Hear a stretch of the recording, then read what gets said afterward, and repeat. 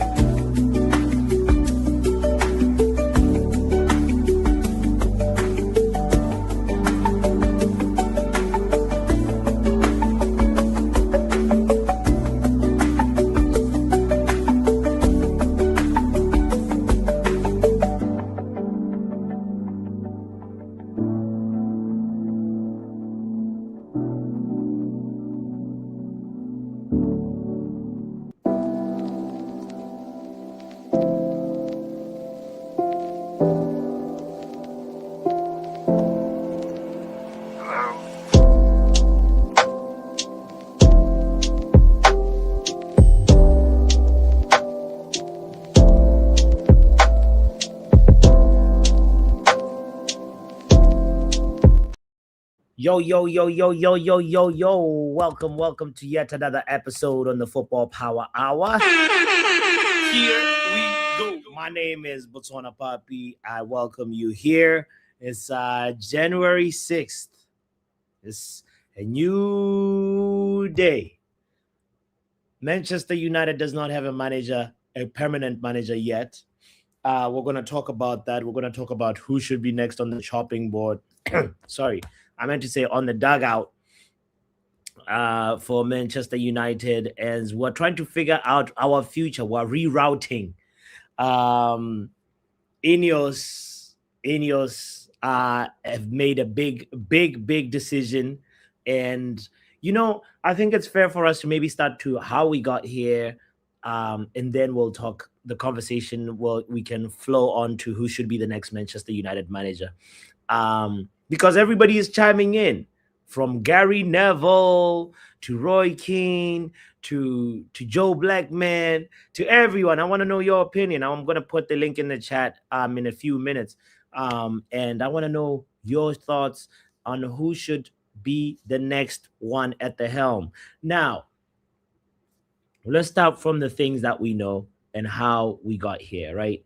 And I think there's been a piece by The Athletic that has sparked a lot of interest about how things really unraveled. Apparently, even Sir Jim Ratcliffe knew, even the Glazers knew that they were about to pull the plug on Ruben Amorim. So let's just get straight into it. There's an article that was written by Steve Pearson, a journalist who obviously cites the Athletic and gives us a little bit of a background of how we got to the place we are now as Manchester United. And now we have the under-18s head coach Darren Fletcher, who is going to assume control in an interim capacity. So as I said, many people have weighed in on it. Even Ben Jacobs, Laurie Whitwell, they were talking about this and the fact that, there was several reasons that led to why Amorim lost his job, or he was removed from power. Some are very obvious, some are poor results. Some could say his comments in the media, and some could talk about his tactical inflexibility and disagreements over the transfer strategy. And let's get into it. Let's do a little deeper dive into it. So the first thing is first.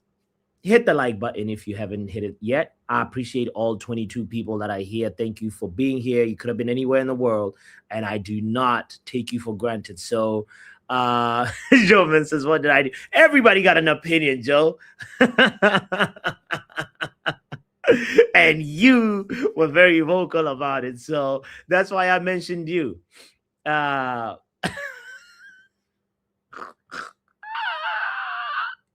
Let's stay focused. Let's stay focused. We deserve better. Hey, leave me alone, fam. Leave my headpiece alone, fam. Leave me alone.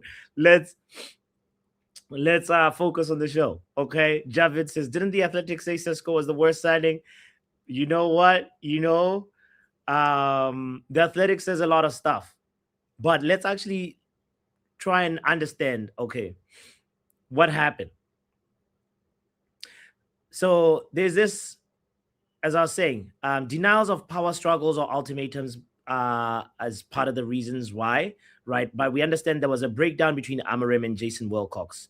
Manchester United back the squad to achieve their objectives this season, including getting European football. They say the squad is capable of European football with or without Ruben Amorim. Now, Man United insiders insist Amorim was aligned in adding 3 forwards over a midfielder last summer, especially knowing that they were versatile. And whoever replaces Amorim will still be a head coach and not a manager. So no coach will ever sit before the leadership team or be given a recruitment veto like Eric Ten Hag, as Manchester United's model is collaborative, right? Now, in the aftermath of the 1-1 draw with Leeds, Amorim strongly hinted that he felt he did not have enough power in his role as head coach at Old Trafford. And Ben Jacobs went on to explain that the leadership team moved away from, they pretty much decided prior to the Leeds game that Ruben Amorim should not be Manchester United head coach. And Wilcox obviously tried to, apparently there was a meeting, right, where it was meant to be a unifying meeting, a check-in, and sort of like, let's see where we're going together, Ruben Amorim. But this meeting led to a bust up because Ruben Amorim precisely refused to abandon his 3-4-2-1 formation.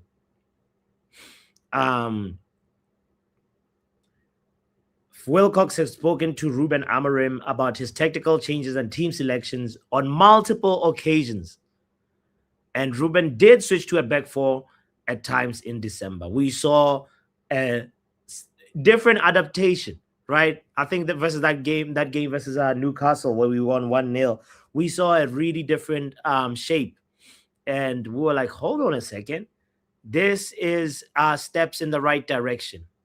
But Laurie Whitwell wrote about this friction that emerged over the style of play, saying Wilcox is known to have discussions with Amorim over formations and technical choices. That relationship has previously been as strong, but the tone of Amorim's words demonstrated a change. So Amorim shifted from the back 3 dogma against Bournemouth and Newcastle, but reverted to 3-4-2-1 system for the draw with Wolves, which drew a lot of criticism.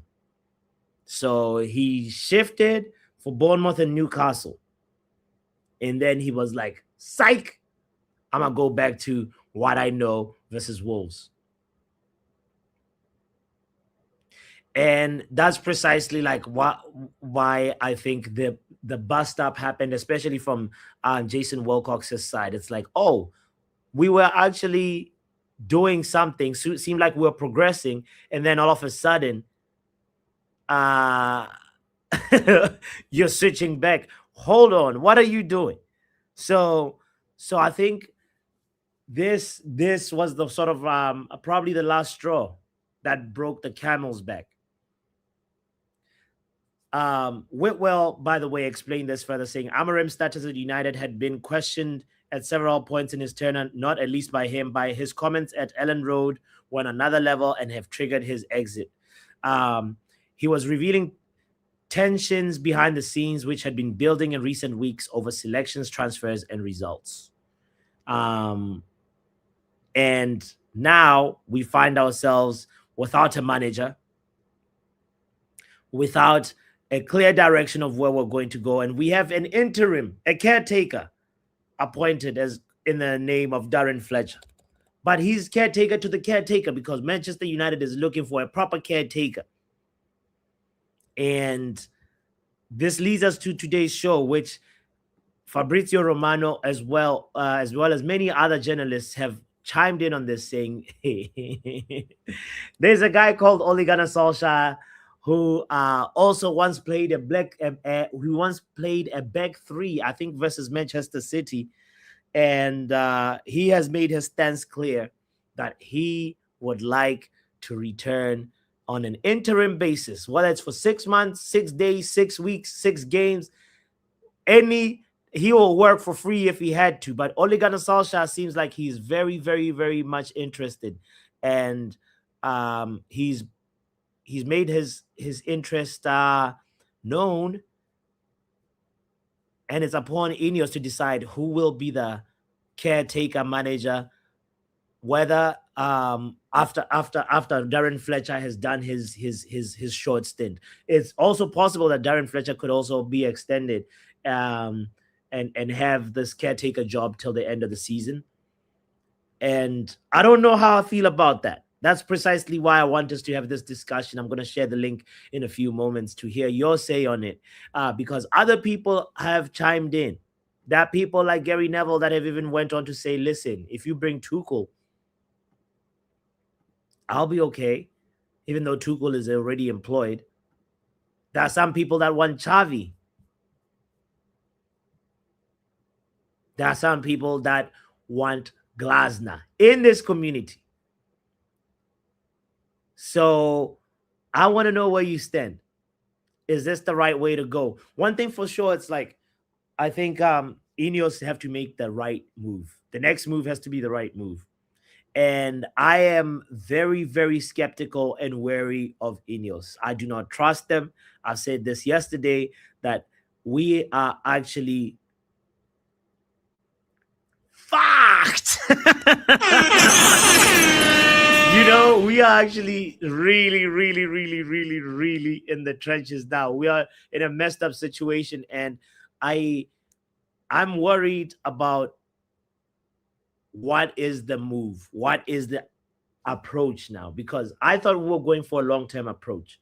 I'm always somebody who tries to look at the thing in a visionary perspective and say, where are we going long-term? I don't always look at results. I look at performance. I look at what the overall long-term strategy is. That usually outweighs the short-term for me. And I am looking at Ineos with a bombastic side eye, wondering, okay, are we going for a quick fix, or are we going for another long-term situation? Because if at all we're going to go for a long-term solution, that means we have to continue with the back three. We have to continue, because, guys, it's simple. Either you're looking at a structural and tactical reset, or you're continuing with this brand new direction that you, Ineos, sold to us by convincing Ruben Amorim, who did not even want to come at that point mid-season. He wanted to wait till the end of the season and start afresh. And now look at this. We're in a predicament that is your own doing. So now this begs the question, will the interim manager be a back three type of manager? Or will he be somebody that is actually going to do a 4-3-3, 4-3-2-1, or 4-2-3-1? What direction are we going to go? And Ineos, you gotta show us. Guys, how come we have almost 40 people watching and we don't even have that many likes right now? Come on, let's do the right thing. You're better than Ineos. Okay. Now, it's been reported, as I said, Fabrizio, Manchester United Evening News, talking about, listen, Oli at the wheel, how good does it feel? We played some really good football under Oli, by the way.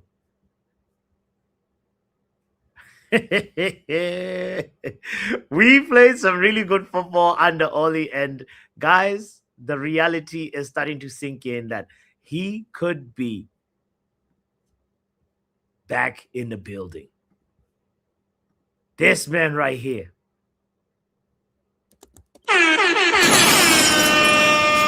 How does that make you feel? I'm going to put the link in the chat in a moment.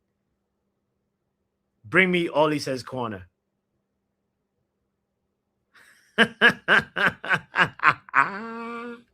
Okay, Corner. I need this receipt. Corner says, bring me Oli. We deserve better says, I want a world-class interim manager if we cannot get Luis Enrique in immediately. See, Luis Enrique actually would not represent a structural reset, right? Luis Enrique is a class manager. He is he's I think probably I'd put him under more experienced, very veteran at coaching. He's not a rookie. He's not like no like Deserby.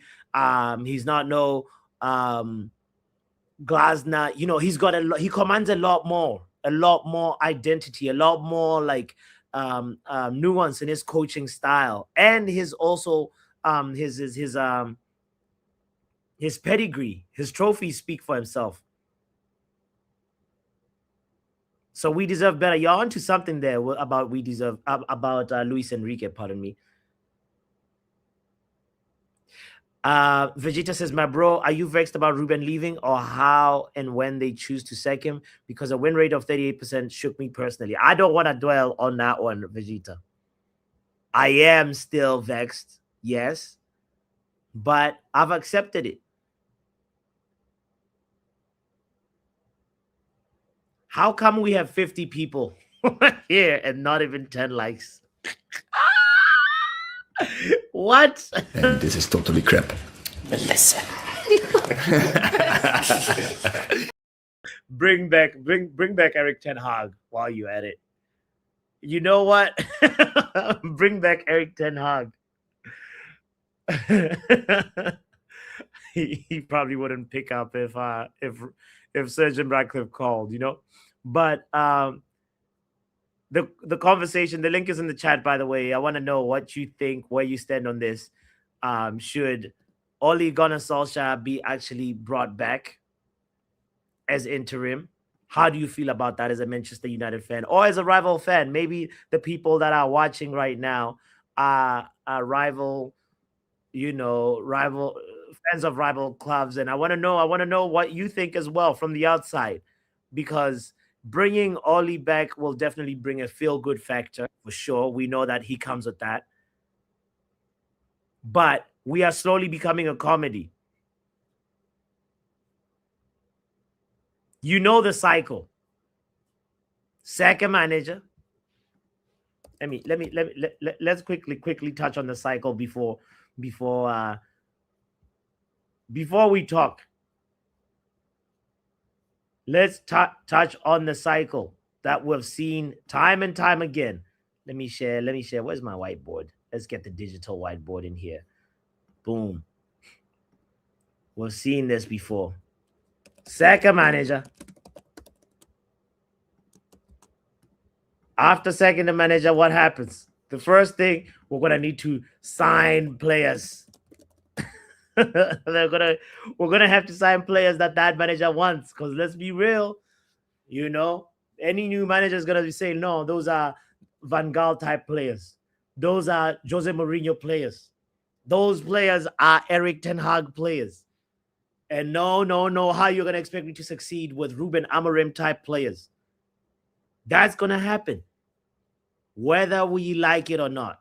After we sign players, what happens? We might get into a good run of something. Maybe we might put in a good, a little bit of a convincing performance, a couple of performances, and we have people that now really back that manager. Now, if the project is good, if the tactics are actually something that's believable, I might back that manager, because it's my duty as a fan to back the manager of my team. But then what happens?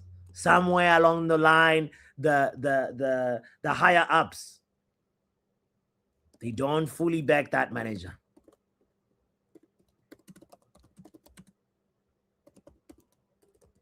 And then we hit that moment of turbulence again,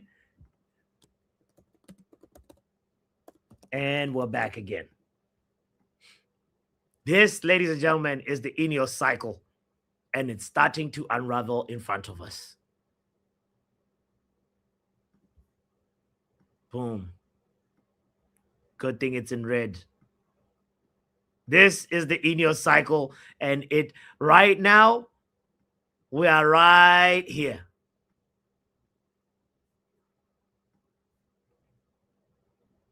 Is this the wrong cycle? Says Javid. Let's hear what Corner has to say. Big up, Corner. Corner. Yeah, I don't agree with this being the cycle we're in. It's new ownership now, isn't it? We're cycling through new ownership. Okay. How like in what way? Tell me a little bit When more. Ineos took over, they took over in Eric Osama Ten Laden's. Was it his second season? Yeah, it was. It was the Yes. terrorist second season, It was. and the terrorist he masqueraded as a manager and he won the FA Cup. And they made the mistake of keeping him on at the time, which they shouldn't have done. You know, hindsight's 2020. It is what it is. And they made the mistake by keeping him on. They sacked him, and then they got Ruben in, and they gave Ruben January in the summer, and then they looked at Ruben now, and they said, "Ah, you're a dickhead," and they binned him off. And I'm just happy we've done it. I'm so happy. You that makes you happy, Corner? Oh, it makes me so happy that man's lost his job. Even the timing of it. Okay. He's got his payday, which is upsetting. I wish he would have got nothing. It's sad that he's got paid. That's upsetting me more than anything else. But I'm happy he's gone. Okay. Even the timing of it doesn't bother you. Oh, I wish it would have happened sooner. Yeah, no. The timing's upset me a lot. I wish it would have happened a lot sooner. After he lost to Tottenham, after he lost to Grimsby, we should have done it then. But he stayed. Okay. So now, Corner, like Ole Gunnar Solskjær. I don't need to know the question. It's Ole Gunnar Solskjær. Before you didn't let me ask. Well, what was the question going to be? It was exactly like, who do you think is the best manager to go with as an interim right Ole after? Gunnar Solskjær. Bro, Give me Ole Gunnar Solskjær right now. Why? Because it's just going to be vibes until the summer. Because you're going to have Bruno in the 10, spraying balls left, right, and centre. You've got Kobe Mainu in that little 8 position, just getting the ball, going forward, going back, playing quick, playing balls left or right, through the middle, back, forward, wherever the ball needs to go, you'll play it. Then you've got Casemiro, who's just going to sit there, defensive masterclass in the 6, not having to play 3 times a week at 33. He's just going to have sat there playing twice a week at most, once a week. And it's just going to be vibes. You're going to have Embuemo, Ahmad, Sesko running through up front with just pace. You can even recall Rashford from loan, get him on that left wing, man, with Ollie in charge. Did you just say recall Rashford? Yeah, bring me my Starboy back. This is totally crap. Listen. No, Corner, no. No, God! No, God, please, no! No!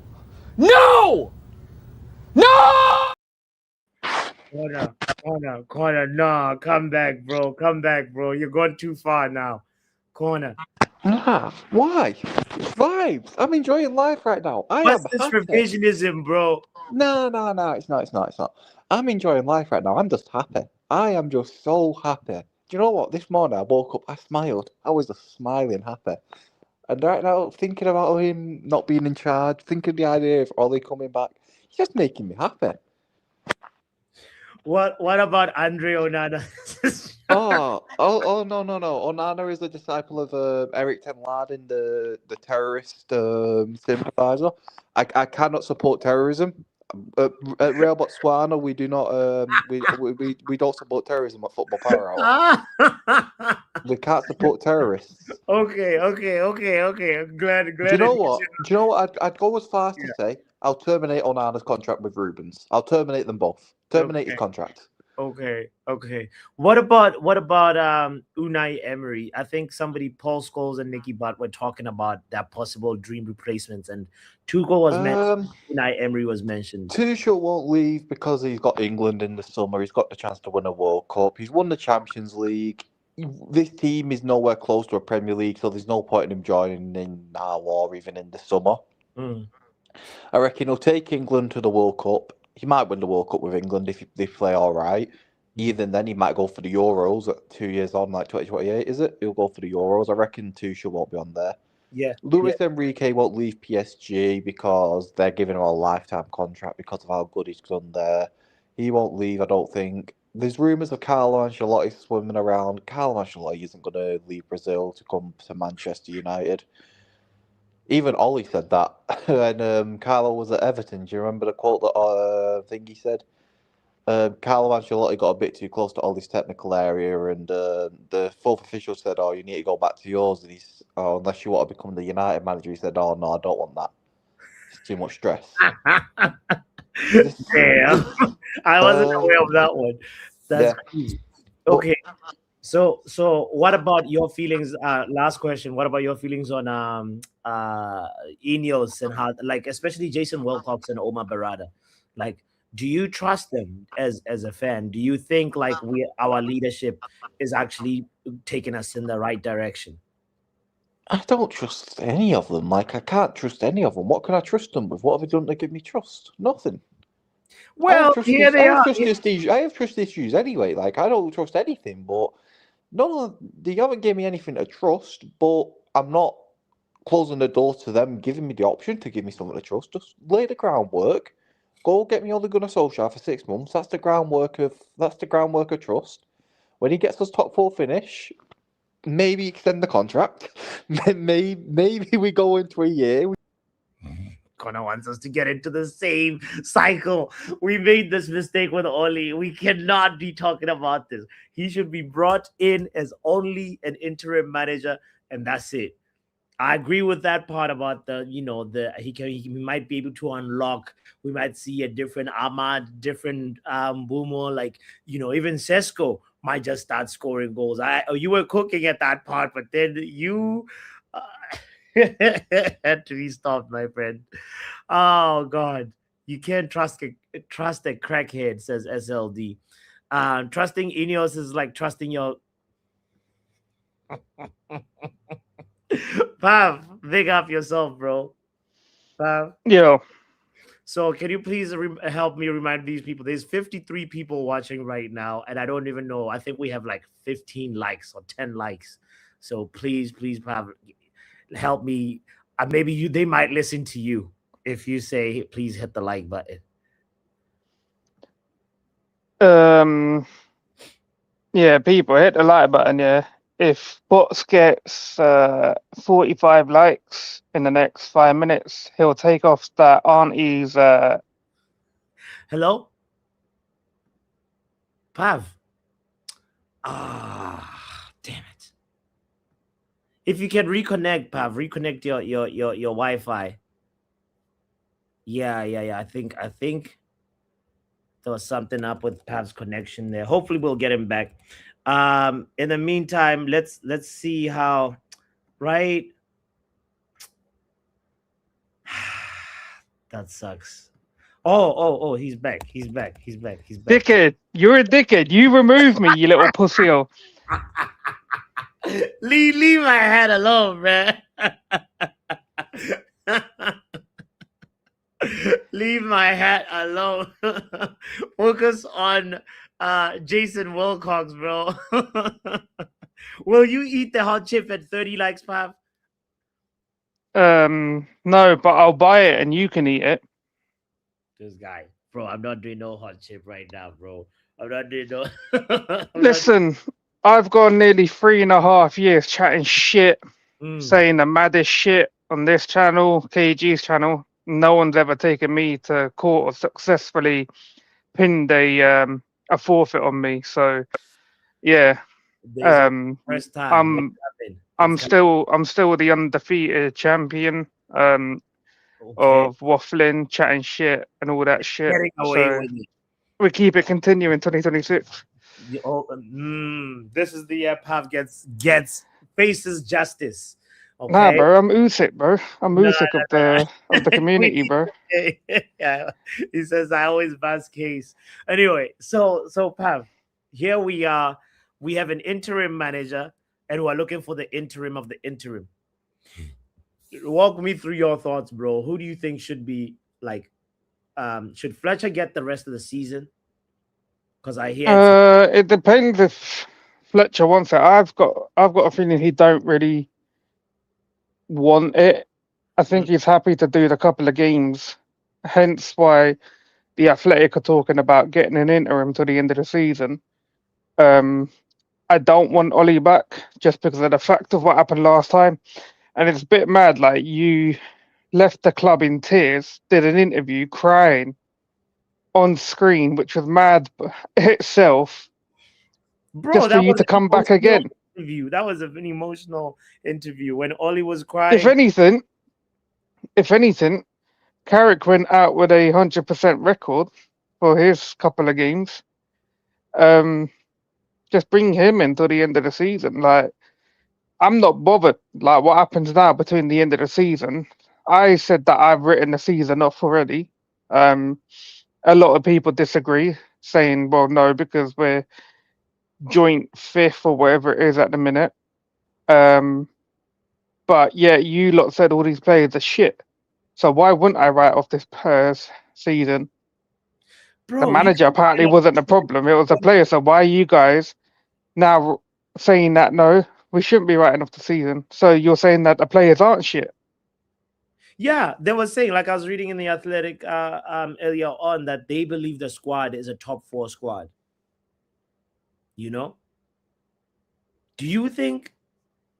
Nah, we're not a top 4 squad. I expected Amorim, yeah, just because I was like, right, if he's this great manager that everyone says he is, or this great coach, he'll get this team into a Champions League spot. Yeah, playing one game a week. Yeah, because that's what he wanted. He wanted more training sessions. More training sessions is you're basically telling everyone, well, I'm going to get these people in shape and we're going to get results. Yeah, we shouldn't be getting as many injuries, but we have. And to be fair, he was only 3 points away from a guaranteed top 4 spot, you know, and he's also had 4 or 5 chances to get that, and he's bottled it against relegation fodder,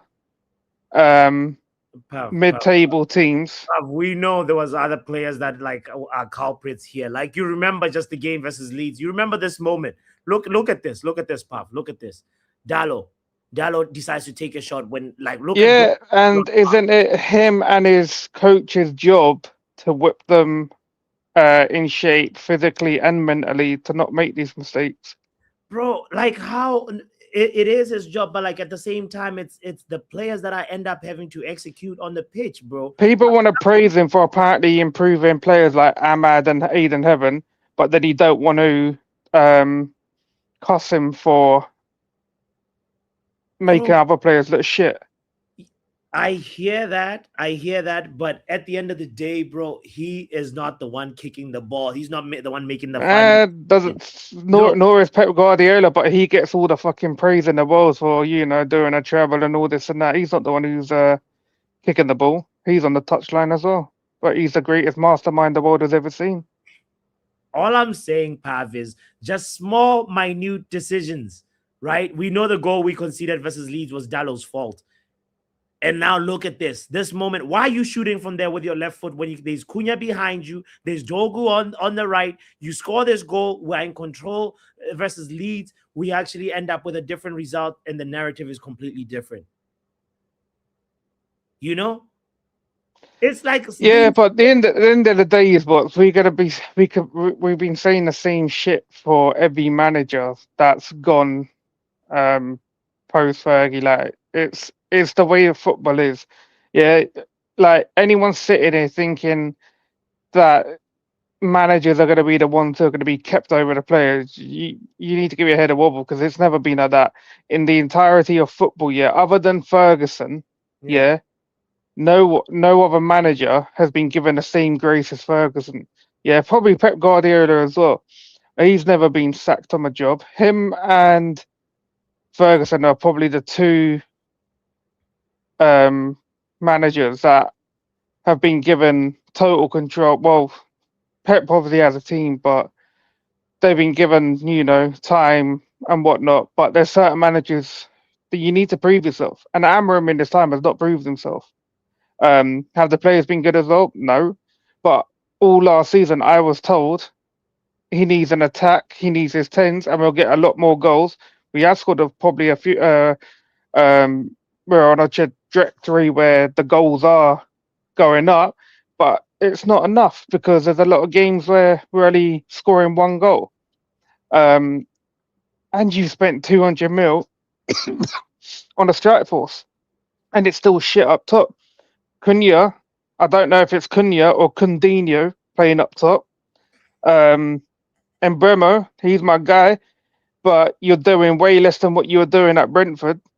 Sesko, I already said that guy probably needed 2 years to get into shape for the Premier League. Okay. So I'm not going to put a lot on him, but he should do better. I'm not going to lie, he should do better with some chances he's getting.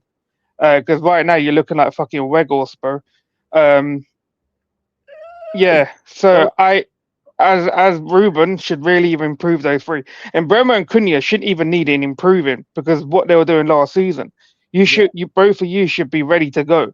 They need to get but you're not. So I blame the manager's tactics. Yeah. And the coaching, and the team around him to like not making them look good.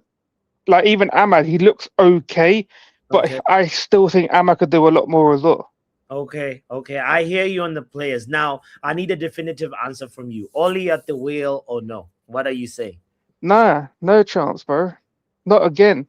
We just said that. I just told you. The man left the club crying. He left the club, but like he's now a better person and a better manager. Learn what? Because he went to Besiktas and got sacked from there as well, bro. Yeah, he's got more experience. He's now experiencing what? Getting sacked again. In what to do if he had the opportunity again. It's like why didn't he learn that experience at Besiktas and what to do? But he didn't because he got sacked again in quicker time. Okay, who would you rather have then instead of Oli? I've told you, I'd rather just have I don't believe Fletcher's going to be there till the end of the season. Yeah. His job role is totally different. He's more for the youth team. I don't know what his job entails, but it's to do with the youth, like under 18s and whatnot. So for me, it is Michael Carrick. Carrick. That is it, Michael Carrick. I think is McKenna in a job still? Last time he was at Ipswich, I'm not sure if he's still there. Kieran McKenna. Let's see. He is currently manages Ipswich Town. Well, then leave him there. There's no point taking him for like 5 months. There's no point in him giving up his job. But I'm taking Michael Carrick to the end of the season. Okay. Pav has made his opinion clear. Michael Carrick till the end of the season. I want to know what the other thing is, remember the rival fans, especially the City fans, the way that these man were bombarding like the Ollie at the Wheel song, taking the piss. Do you remember the chants? Yes. Is that what we want back?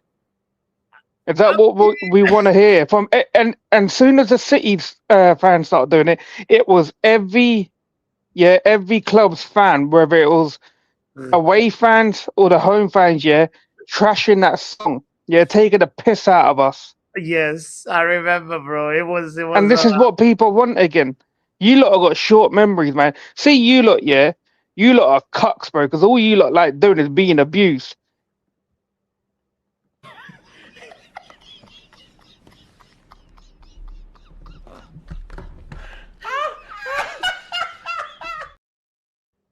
Mistake in this your tenure so far.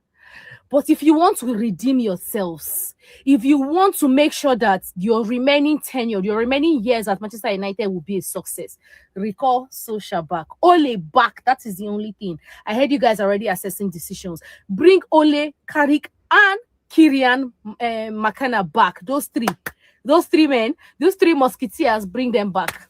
And you have a shot at salvation. If we don't start competing for the league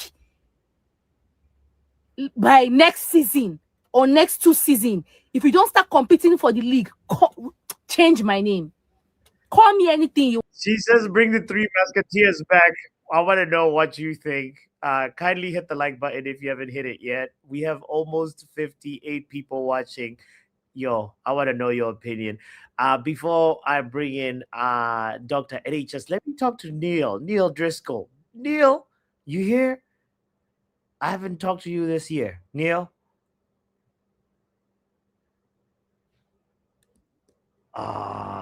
Neil. Oh, there he is. Say that, should I? My parents have put me Hello, on Neil. because it's a bit weird. Happy New Year, Neil. Neil, Happy New Year. Can you hear me? Oh, I'm Neil. You might need to, like change something. Like I need to exit and come back in. Okay, I can't hear you. Oh boy. Oh, and Neil. Yeah. It's been a long time. Ollie should be back. Ollie should come back. Says Kenny Fenty. No, Ollie out. SLD is the one who says Ollie back. Let's hear what Dr. NHS says. Hi, everyone. 8. Pardon me. Hi, Doctor. How are you? I am much better today. I actually just asked. I didn't want you to now say profess your love for Ruben. I know this. Doctor, how is this? Listen. I was just being polite. I'm sorry. Okay, how are you? Sorry. How are you? No, that's not about me. I don't want to be rude. I just realized that was very rude. I'm sorry. I don't think you are really sorry, but anyway, tell me. No. New year, new me. First of all, you decided to bring my sweet girl from IG Jersey United. I follow her. I love her. She's on TikTok. She's on all social media platforms. Shout out to Jersey United, guys. Make sure you check her out on Instagram. She's Nigerian. Aside from the fact that she's Nigerian, and on the international thing, me and her, of course, we're not gonna see eye to eye because Ghana versus Nigeria is a thing. Yeah, but she says she wants the Three Musketeers. Yeah. What do you say? I disagree. I say you people are forgetting the ex. Like everybody's like. This is a toxic relationship. I agree with Pav in the sense that you people are forgetting. This fan base forgets. Like literally. I mean, Corner was saying if Oli does well, you know what? No, I get it. Yeah. Ole till the end. Okay, fine. Maybe if you take Ole to the end of the season, don't no. After that, don't put the contract. Don't do a reel and say put the contract aside. No, we don't want that. And Ole, if you come back, you are a masochist. You like pain. I've concluded he likes pain. So you are basically against this Oli at the wheel. Yeah, no. I love him as a former player. You know, I don't want him to tarnish his reputation anymore than he already has. Yesterday, Ab said something, and I feel like I have to quote it, and I loved it, and I feel like I agree with him. You see Gary Neville, you see Nicky Butt, Paul Scholes, all of them that have been yapping, saying this is the Ruben should do this, and Ruben shouldn't do this, and Ruben they should come. They should avail their time to the club they profess to love. Become coaches. Gary, if you think Valencia was bad, this is horrible. See, I want to say fuck it to the just I want a social experiment. I know how it's going to end. Let Gary Neville come and do this thing. Come and do it. Since you think it's so easy to run a media platform and then saying your opinion. Doctor, we don't run like clubs like that just to make I know. No, come and do it. No, you are acting out of like now it's like a lot more emotion now. Because Gary Neville, he's been saying weird, like he's been on this weird Man United thing for like he was just throwing rocks at the club for some time now. Like he's been saying some questionable stuff, and I'm like, are you trying to impress Jamie Carragher or what? And that's number one. Going on, yeah. Number two, Roy Keane. For people saying Roy Keane, I see it, but this man will have a heart attack. He will scream at somebody and walk out. He'll do one game and that's it. I don't think he can do it. Him in the club, let him be on the overlap. Okay, it's better for everybody. Okay. He's gonna cut somebody out and get knocked out. Anyway, I hear you. But really quickly before, like, I ask you about your short list of managers, I wanna, like, I don't know if you've got wind of this stuff that's been happening on social. I don't know if these reports are true. Apparently, Kobe Maino's sister posted something. Yeah, no, I follow her on IG, so I know that. Oh, can you please tell us? Okay, tell us. No, it wasn't anything. It's just so ironic that when Amorim, the reports saying Amorim got sacked and everything, on her story, she posted just a face, like a picture of somebody's face doing, like, I don't, because my face, it's just like a smiley face or something like that, and people are saying, oh, she's happy he's gone. I'm like, it's a coincidence. I mean, I actually don't give two rat's ass. Okay. I do not care. Okay.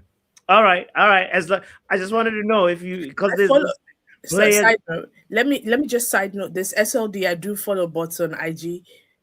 What is your IG thing? Put it in the comments and I'll follow you.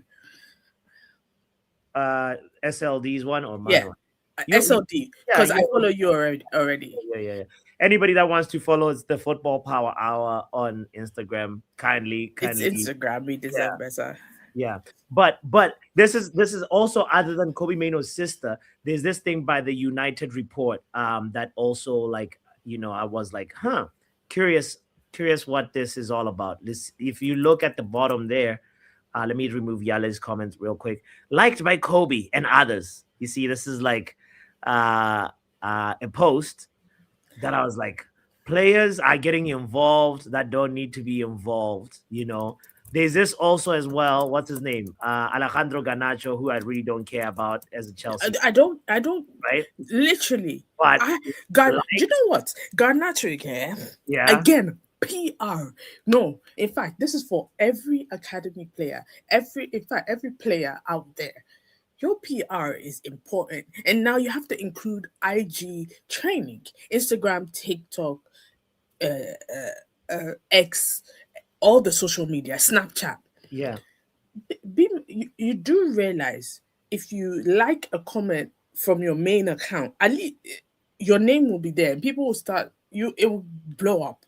At least have a Finsta, a fake Instagram. Okay. And be doing all of that. Look, I'm 35 and I know this. Yeah, social media training these youngins, doctor, which is use your brains. And I found about the fake Instagram from my younger cousins. Yeah. Use your brains. You guys are the same age. Anyway, whatever. It's that social media activity. I found it very curious. I was like, wait, Kobe, Garnacho, guys are getting involved as well. But Garnacho can go to hell. He should mind his own business. Do you know why? Why? Maresca has been fired and Matisse 2.0 has been hired till 2030. He should think about that. Matisse 2.0. All right. Last question is, like, tell me your short list. Your three managers that you think are worth it. I don't have a short list at this point. I just need us to get back to winning ways. Okay. But and oh my God, I'm going to finish what I was saying. Please, the two people I definitely don't want, and I can tell this on my heart that if it happens, my soul will come out of my body, is Southgate and Potter. If these two ever show up in our club, guys, You see, I'm burning it all up. And this is totally crap. If we get Southgate, all I'm parts. done. Nah, I'm done. nah. I'm done. That would be too much. That would be too much, Doctor. I don't think that's gonna happen. But you know And what? do you know what? It's a new year. We are in 2026. And then do better. Be better. Well, I like it's 12:20 in the UK PM. I don't want to be screaming. Okay? Please. Well, I do want to, but like Oh, whoa, Doc. Hold it right there.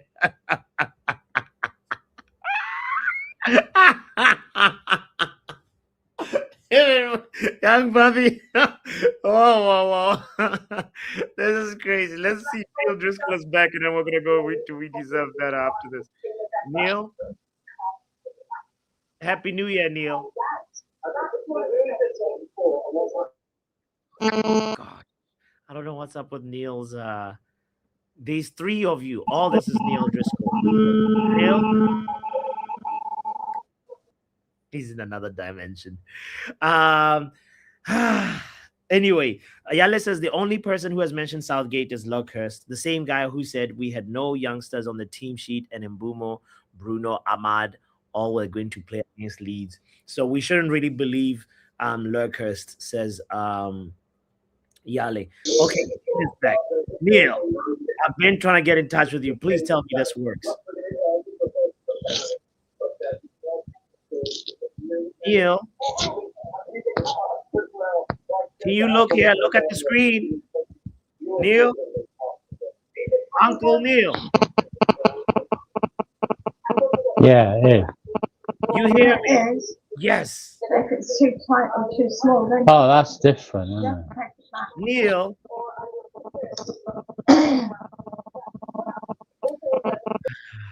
Okay, all right. Let's help Uncle Neil and bring in We Deserve Better. It's around. Okay, now Struggling, you know. he's in a different planet, that bloke. They said he's protesting in silence. Party for one for Neil.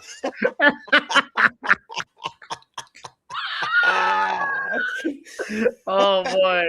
No, I'm not laughing at him. It's the situation, you know, like It sounded like he was on dial-up, didn't it? Bless him.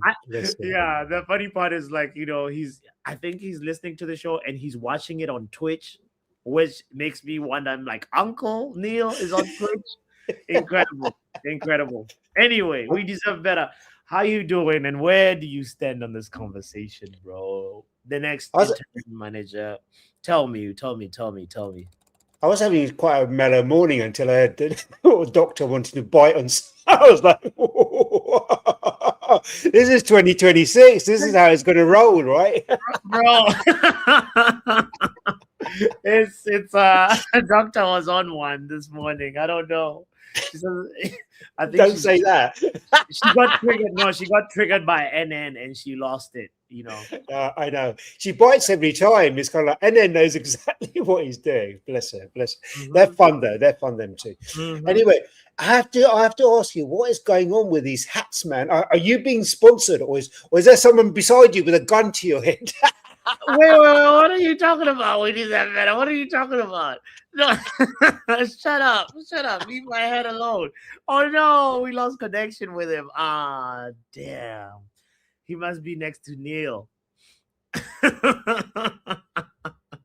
He must be with Neil Driscoll.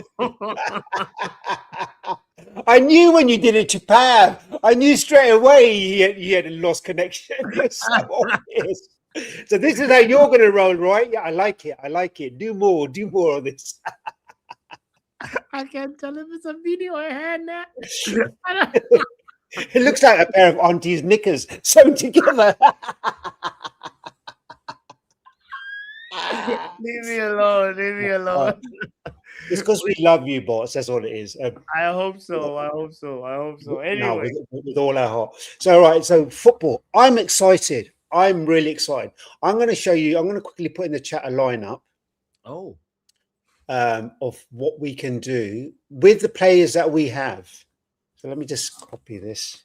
I'm Unk, so bear with me. You've been laughing at another Unk. Let's see. Are you gonna share screen or are you gonna like? No, that's too complicated for me. Okay. Let's put it up. Here we go. Lamens. So yeah, you go for it. Lamens in goal. We got Mazraoui or Dallo as the right-sided centre back. So right back. I'll do it. So 4-2-3-1. So the concern is, what are we going to do to the end of the season? We've literally got a player for each position, right? In this formation, it works. So you've got Lamens. They can either recall Vitek or we're going to have to deal with Binder. We've got Mazraoui as my starting right back. Delo comes in if need be.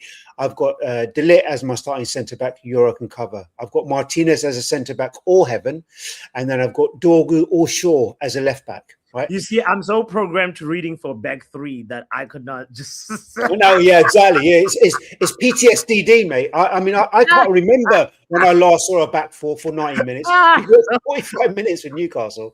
So, I mean, centre midfield, we've got Casemiro or Garcia. Centre midfield, also, we've got Mainu or Collier's coming back by the end of the month. So there's back up there. Centre attacking midfield, we've got Mount or Bruno, and then on the left we've got either Cunha or Mount can play there also, and on the right you've got Mbeumo or Ahmed, and up front you've got Sesko, and if you keep hold of Xerxes, he's a backup there as well. So we've got enough quality. I look at that, there's enough quality for us to finish in the top 5. Get us a world-class interim manager till the end of the season, Javi or Zidane. That's the doors I'd be knocking on. You guys can come in for 5 months. Other clubs have done it. Chelsea have done it. Real Madrid have done it. It's not a dead team. You look at it, I think there's enough quality there. Because what I like about that team is that our midfield, look, Casemiro Ugarte play well. Mainu can slip in there as well. And then Bruno or Mount on top. We've always looked more secure when we've got 2 midfielders there as defensive roles and then someone up front. The problem was we had one defensive and Bruno would have to keep circulating up and down the pitch. He was knackered. The guy was having to do 2 roles, right? So put him in a 10 role. And then we've got that structure top. Look at that bottom 4. Mazraoui, De Ligt, Martinez or Heaven, and then Dorgu Shaw. And Shaw, as much as I hate him, can do a job at left back. So I'm not worried about it. And Lamens behind them. So the defence will finally stop conceding. We've got a good enough midfield. And then our attackers can go with flair. They can fly and attack. Not having to, I mean, Ahmed, poor lad, as a bloody wing back. He's not a wing back. He's a winger. So allow him. He's best when he's nearest to goal. Same with Mbeumo. He's a winger. Play him as a winger, you know. So there's so many roles. You can play this as a 4-2-3-1. You can play him as a 4-3-3.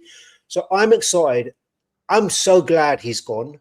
I'm so glad he's gone. Okay. That guy got away with murder time and time again. This is not to say that Ineos aren't criminals. They're absolute criminals. It's not to say that Glazers aren't criminals. They're absolute criminals. But just because they're criminals doesn't mean that the other people are criminals, that you don't do anything about them either. You don't say, oh, you know, Amorim was his own worst enemy. You know this. I know this, right? You can't keep throwing people under the bus. And you've got to get more results. You've got to get more results until you've got the players you've got. You've got to find a way to win. You can't be so wedged on your formation that you throw the team under the bus, you throw the club under the bus, you throw the fans under the bus, and then right at the end, you throw the hierarchy under the bus. So, oh, sorry, I remember. I keep going on about bloody buses. So yeah, I'm like, there's bus at a rest, you know. Yesterday, everybody was under the bus. and so bring me Enrique. Bring me Enrique. If you can get Luis Enrique now, I doubt you'll be able to. Wait. So to understand you properly, Luis Enrique long term, but for now, you as interim after 4 Fletcher. months. Okay, wait. 4 months for Fletcher and then Enrique. No. Fletcher can jog on as quick as we can. 4 months. I want Javi or Zidane in, and then I want Enrique in the summer. You want Zinedine Zidane to come be an interim manager? Yeah, why not? Other big clubs have done it. Real Madrid have done it. Barcelona have done it. Chelsea, I know it's not a big club, but they've done it. Bayern Munich have done it. I've heard it all today. No, Okay. we can start acting like a big club. Look, you've asked me what I want. Yeah. Yeah, people want bloody Ole back, right? You let that one slide. Okay. Okay, all right. You can let this one slide, right? You're Too. entitled to your own opinion. You're right. I can't even judge you. Get out of here. Zizou. Somebody has had too much whiskey, Yale. I agree with you. Like, we are, Man United fans. We're a special bunch. Let's hear my brother quotes. Happy New Year, broski. Happy New Year, bro. What's going on? Bro, I'm here. I've finally accepted reality. And I'm currently worried, very worried more than ever about Manchester United and the direction we're going under Ineos. Yeah, I hear it. Yeah. I think, like, sometimes you can have the right decision, but the timing's weird. Really I thought, like, I kind of was resigned to the fact that I thought he was just going to be here to the end of the season regardless. Yeah. And the timing's weird. You can obviously look at the results that we've had recently. It's like there's too many games you drop points in that we shouldn't have dropped points. So we should be higher up the table. I know we're 3 points off fourth and whatnot, but like we should be comfortably in the top four with the games that we've dropped points in. I'm not even saying we should never have dropped points to Wolves. We should never have dropped points to West Ham. Even if you look at the Bournemouth, that's 6, and Everton as well. And Leeds, Leeds was there. And Leeds. But I'm saying, even if you say Leeds away, like other teams have struggled there, whatever. But if you go those 4 games, and even if you pick like half of the points from those 4 games, you're comfortably in top 4. Like you're 3 points ahead of Liverpool. So I just think, with regards to the interim job, yes, I know that I love the romance of football. So if United Strand gets a trim and it's one of the ex-United players,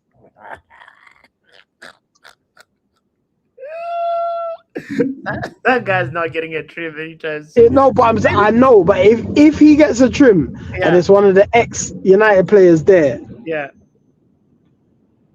I don't know what I'll be saying. I think realistically, they have said that they would prefer like one of the old guard to be interim. I'd probably take Carrick over Oli. I don't. Either one of them. It is what it is. What about Ruud van Nistelrooy? I don't see him coming back just because of the way that I think. True. The way that his exit was handled was a little bit different, so I don't see that one happening. Obviously, like it is what it is. Darren Fletcher, there's not a lot he can do. He's going to set the team up in a 4-3-3, 4-2-3-1, and it's going to look a little bit more fluid than the 3-back. I actually looked at We Deserve Better's lineup, and I was like, it doesn't look too bad, It doesn't. Because obviously, if you take away, I don't know, like Bruno's availability, Manu. If you take away the players that are either injured or at AFCON, I think they were saying that Mount might be back and Bruno might be back, but if they're not back, you're looking at kind of Casemiro, Ugarte, maybe Cunha in the middle, or Cunha out wide, and then maybe Sesko Xerxes in the 10, and probably Dorgu at right wing, because the options are limited currently. But when obviously the players return from injury and return from AFCON, then it makes sense. Like it's just this team can just aid you in it, like sometimes. Yeah. So to recap again, your long-term ideal manager for Manchester United is... I don't know, to be honest. Like I don't know, and I'll be real, like, because we've kind of seen every type of manager not work out. Yes. So we've seen the tactical, that's not worked out. We've seen so I don't really know, like, and I'm not gonna lie, I don't really watch too much football outside of United, so I can't even be like, this is the guy we need, XYZ.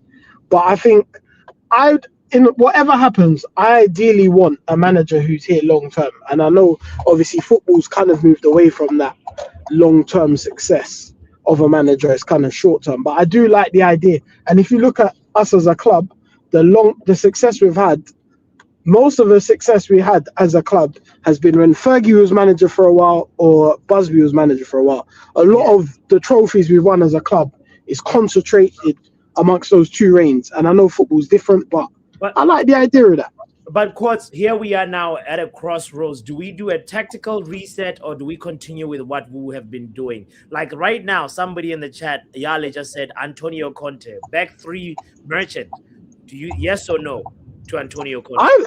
I think that the thing was that they wanted to move away. Sorry, one sec. I'm just doing a little maneuver in a van. One sec. I'm just parking up. Be careful. I'm all good. I'm all good. Check the blind spot. Okay. The blind spot. Yeah, I got the blind. Oh no. His Wi-Fi. I didn't do anything. No, I'm good. I was just muted. The sensors was gonna go mad. I'm in. The thing with Conte is Conte like falls out with everyone, innit? So Conte and Ineos isn't really gonna work. Realistically, I don't even see him taking the job because you see what he's about. He wants certain things. Yeah. I think part of it is Wilcox has said that they want to move away from the back three anyway. So I think that, and it seems that a lot of the arguments between Amorim and Wilcox was related around the system and the system changing. So I do think it's most likely going to change. I just think there's a lot, because I know sometimes in life it's like two. It's like, is it Amorim's fault? Is it Ineos' fault? And the truth is, it's both. Because Ineos hired a guy who said, I'm going to play 3-4-3. This is my formation. I need wing backs. I need midfielders who can play in a two. And looked at our squad, and there wasn't really that player profile in the squad, and hired him anyway. And then didn't necessarily get the wing backs we needed for the system to work. But then you go, as a manager, you can see something's not working, but you're sticking to it. Change it. Yeah. So it's like both of them are just as bad. So, but yeah, it would just be nice. I'm looking forward to the game on Wednesday. We'll just kind of a bit of nuance. It'll be interesting. The game is tomorrow. We'll see. How the players respond to this. If they're all, there'll be a new manager bounce. New manager bounce and all that. And after once AFCON finishes, then we kind of know, because realistically, our two best wingers are away right now at AFCON. Because Cunha is more of an inside player rather than an out and out winger. Yeah, so. Yeah, our two best wingers are away, so hopefully, I know they'll do well. But yeah, big up anyway, bro. Stay safe on the road, my broski, and Happy New Year, by the way. Happy New Year to you too. All right. That's my brother, of course. Guys, don't drink and don't drive and and talk on the phone. That's what I wanted to say. It's almost the equivalent of drinking and driving. Take 2. With Neil Driscoll, or take 3 with Neil Driscoll. Hello, Neil. Yeah, I had trouble with my internet. Yeah, that's why I couldn't talk to you. I'm glad you're back. I want Emery. You want Unai Emery? Yeah. Speak more on that. Why Unai Emery? Because he's the best man for the job. They should have never given Amorim a job in the first place. Really, to be honest. They knew the way he played football, 3 at the back. I'd never play that way. So why did they pick him? So like the last caller said, they're both to blame, the board and him. Yeah. But you can't. It's like me I don't work anymore. It's like me going to work and shout at my boss, call him a wanker and all this work. They're going to sack you, aren't they? You should I agree with what he said, some of it, but you can't shake your mouth off, can you? Yeah. He was never the right person for the job, mate. Let's be honest. The way he plays football, it doesn't change.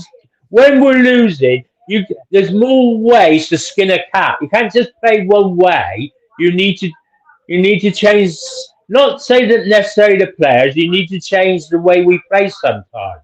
You need to adapt, in other words, and he just wouldn't do it, would he? And no, he had tried to adapt like in December. He played a different. What, one game he did it, then he went back.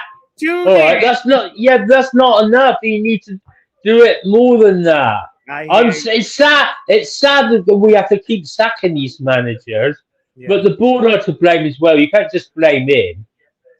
You know. So who would you like? Oh, nobody has asked me that all show. So let's see. Okay, so I look at it this way. I think Oli coming back is not a bad idea for. No, I don't want No. For just the season. Yeah, what's the point in that? Then you can start all over again. Well, let Darren. Oli could help Darren. Okay. Couldn't he? Oli could come back and help Darren. Okay. Because Darren, I suppose all Emery's coaches they all gone as well. Yeah, all his coaches are gone. All of Ruben. Yeah, so he will need some help then, won't he? Yeah, he definitely will need some. No, then he could bring back if Oli because Oli said he would like to be in a manager. Then he could bring him back for help, not to be the manager. Because I wanna see what Oli has learned now that if he gets this interim job again. Two, we just need to sort of take our time and make sure that the next manager is the right manager. Neil, we shouldn't just. I want to see that boy Lacey play tomorrow. Get some time. Okay. I want to see some. Oli would put in the youth. Oli would put the Share Laces. Yeah, I want to see them, but I want to see Darren's boys play as well. One on the bench and play one of them. We got nothing to lose. We'll be crap without Bruno and everybody else. 5 to lose, Neil. We got European places to lose. We're still in reaching distance. The season is not over yet. It's not a write-off, like somebody said in the. No, you can't write this season. Oh, that's silly thing to say. Yeah. I haven't watched last United game I watched is Tottenham. I haven't watched them. Our last game you watched was versus Spurs. Really? Yeah, I'm not very well. No. Do you know what a catheter is? No, what is it? What's that? Well, it's a thing you put in your willy and that you have a wee.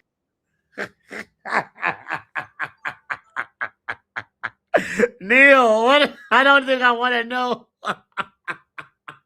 Stop it right there.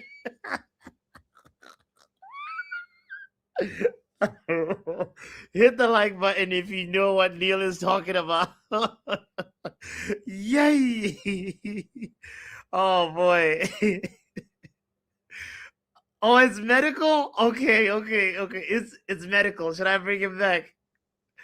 Okay. Neil. Sorry. I didn't know where you were going. Joe says it's a medical thing. So yeah. Can you explain what is right? Because I couldn't go toilet, right? I couldn't have a wee. Okay. Your wee would get stuck in your bladder. Oh, damn. Okay. Right. So they have to put a catheter in your willy. Okay. Right.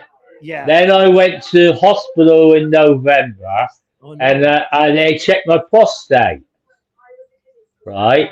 Okay. And they said that the tissue in my prostate is damaged, so they have to take that out. Then I'll be able to go to have a wee, but I don't know when it'll be. So just waiting, right? Okay. That's I can't watch United. They just do my head in. I'm not when the United are playing. If they're playing shit, I effing swear. But that's no. My wife said, "Neil, calm down. It's not doing my health any good." Yeah. So I just don't. That last time I think it's the Tottenham and Newcastle game I last watched. One of those two. Okay. I totally understand now, Neil. I hope you feel better. I hope your But health I should be dead, really. No, Neil, please don't say that. No, I had sepsis. Okay. That's a blood disease. Okay, Neil. I'm gonna pray for you after the show, okay? All right, mate, thank you. Yeah, right, let's get back on track. So who do you didn't say who you wanted? I said Oli for short term. I don't know about the long term yet. I want Emery, but I can't see him leaving Villa. Neil, I have to go say a prayer for you, my friend. Okay, I want you to feel better. I can't. Can you see Emery leaving Villa? Because I can't. No, Emery's doing well with Villa. Emery is finally got Villa to. I was watching the program yesterday. Yeah. Who is it? Paul Scholes and Nicky Butt. They want England manager. I don't want him. They want Tuchel. I saw that. I don't want him. No, thank you. Okay. Nah. That's not gonna happen. Tuchel is not gonna leave. At least maybe if he wins the World Cup with England. Then they were on about it. There's too many variables for Tuchel. Then they were on about the Chelsea manager who just got sacked. I want him neither. You know, actually, I don't mind Maresca. Why don't you want Maresca? Why don't you want him? Well, what? Another Man City reject? I mean, we'll see things they're gonna have, you know. No, he don't want to come anywhere. He helped Chelsea become world champions. Yeah, I know he did, but he said he don't want to come to United anyway, so that's all right. All right. Yeah, I reckon Darren Fletcher stay there till the end of the season. That's what I think. Nah. Yeah, Interim. All right. Who's it going to be if it's not him then? Put Darren Fletcher for 2 games. After Darren Fletcher leaves, like you put Oli there. Like no, Fletcher can. I love Oli as a player, manager. No, his assistant, and then at the end of the season, you take your time to interview and make sure that the next manager is the right manager. That's but you could put Darren Fletcher, Oli, Mike Phelan, or whatever, in couple to help him, couldn't you? Yeah, you could. Because he can't do it all on his own. Yeah. You could have Oli as helping him, I suppose.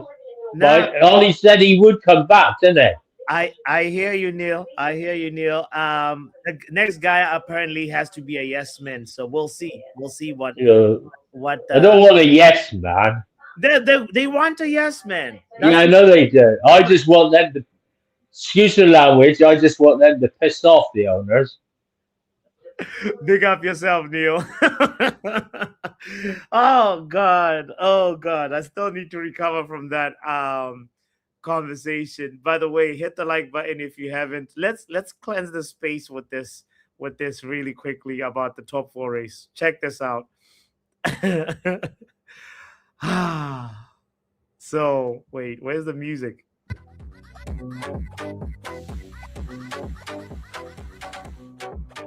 We might get a copyright strike, but whatever.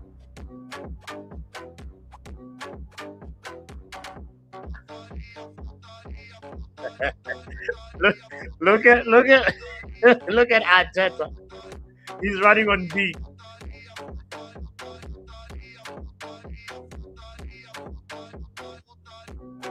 And Maresca on the other side. There's Unai Emery that Neil was talking about. There he is. After game week 11, Unai Emery has been here. Look at him. Is that Slot? Who's that on the other end?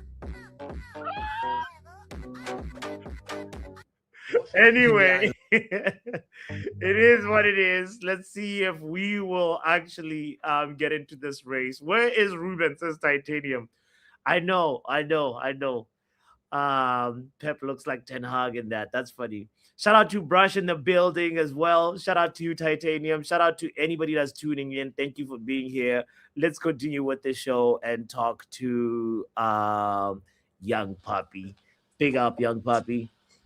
Yo, what's on, my boy? Hold on. Give me like 10 minutes if you got 10 minutes. Okay, all right. Let's go to Wrap Up Haven. What up, Wrap Up? Well, go on. All right. Are you over Amorim, yeah? You over Amorim, yeah? Stop crying, yeah? What do you mean? I stopped crying. I'm crying, bro. United, bro. I'm crying for our Dave, bro. Huh?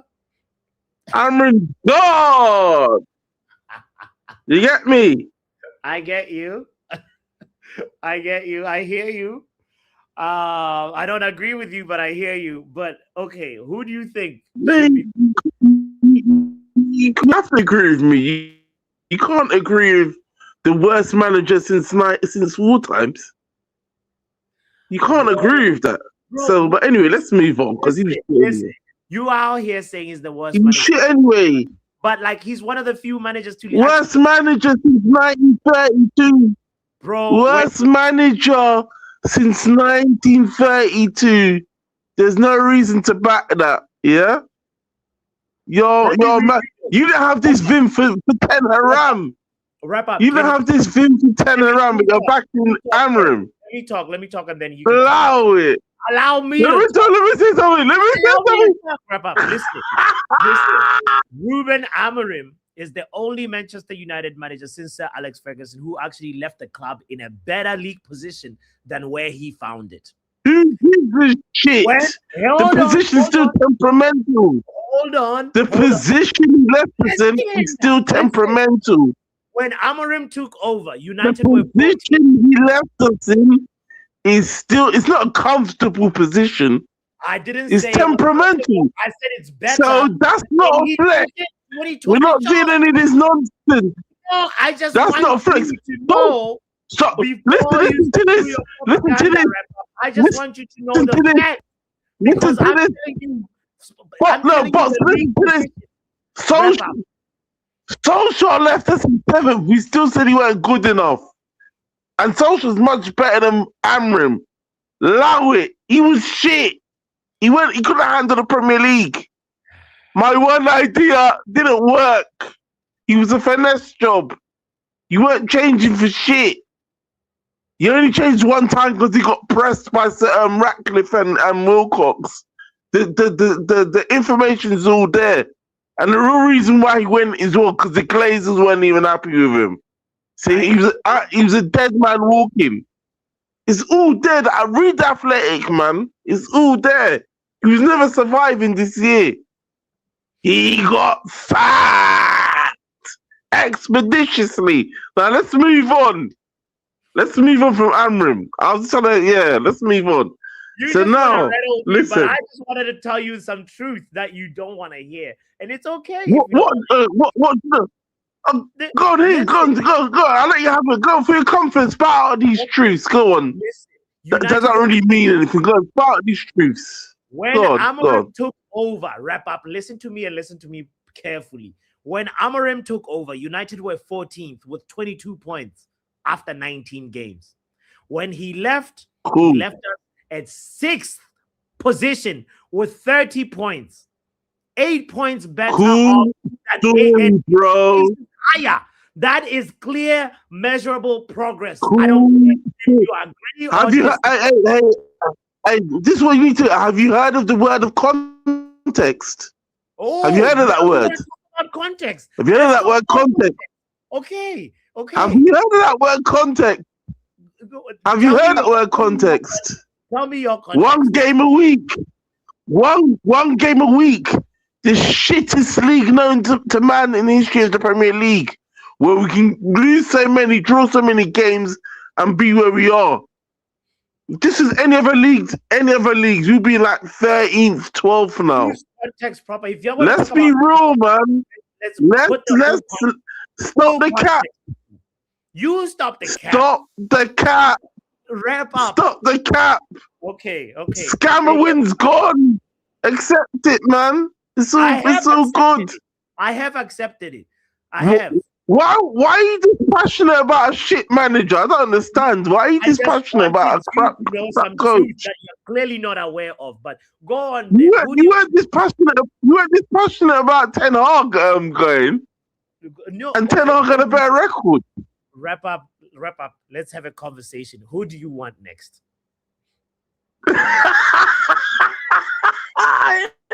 Anyway, yeah. Who do I want? I said what I wanted. I said that Xavi is either Xavi or I know that's it. Xavi, Glasner. Yes, he plays a 3-back, but he can play a 4-back as well. He's flexible. Because when he won the Europa with Frankfurt, it was a back 4 system. So I know he's flexible. And the third option is Emery, but I don't think Emery's gonna go now. Wrap up. Emery ain't leaving Aston Villa right now. I have to be What's honest. in Xavi's body of work that's so convincing to you? You said his tactical flexibility. What Xavi's body of work is that he won La Liga. No, I'll be real. Let me land. Let me land. Xavi's body of work is this. Bro, let me land. I've got logic. I've got logic why I want Xavi. I hope big so. Club. One with a big club. Handles the pressure with a big club. Brought through youth. It's visible. Not no finesse thing like Amram did, Scamram did. And the thing is, I'll be honest with you, he can come to Man United and he knows what it is, what he's going into. Because Barcelona, similar to Man United, bare press chatting shit about you. You got to roll with the punches and still get results. Yeah? None of this crime bullshit that Amram is doing every week. Being a narcissist, trying to manipulate the fans. Get out of here, man. Amram, God! It's a sensational week, man. Sensational. Big up, wrap up. He said it himself. Sensational. He's celebrating. I want to know what you think. He says Xavi should be the next manager. Doctor says Xavi isn't coming. He'll get into it with the board. Same with Glasner. Who do you think? Let's talk to men like Pav. Pav, what did you want to say? What did you want to say? See the people that are advocating for Ollie and them, man, right? Uh-huh. Are you ready for Rashford to come back? Hey, man.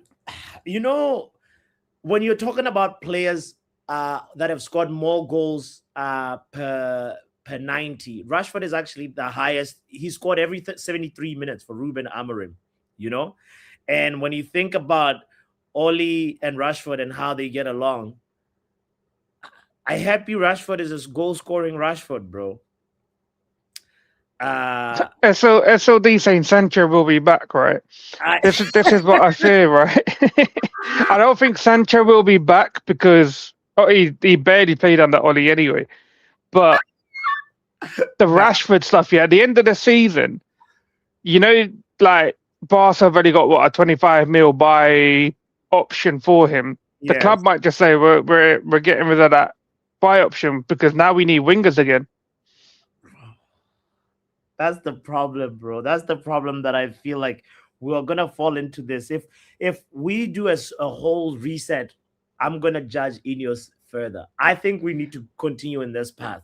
Like if we WDB saying wages, right? But the wages are the wages. They just save money on not bringing a left winger in. They just save money not having to bring in a left winger. Because we already know a competent left winger is going to cost us more than £75 million. Yeah, who's going to get us goals? Right. When you've got Rashford there already, okay, cool, whatever wages are. I don't know how long he's got left under his contract. Club might just say, well, we'll get a yes man. There's your winger. There's the DNA's back. Bro, I'm not ready.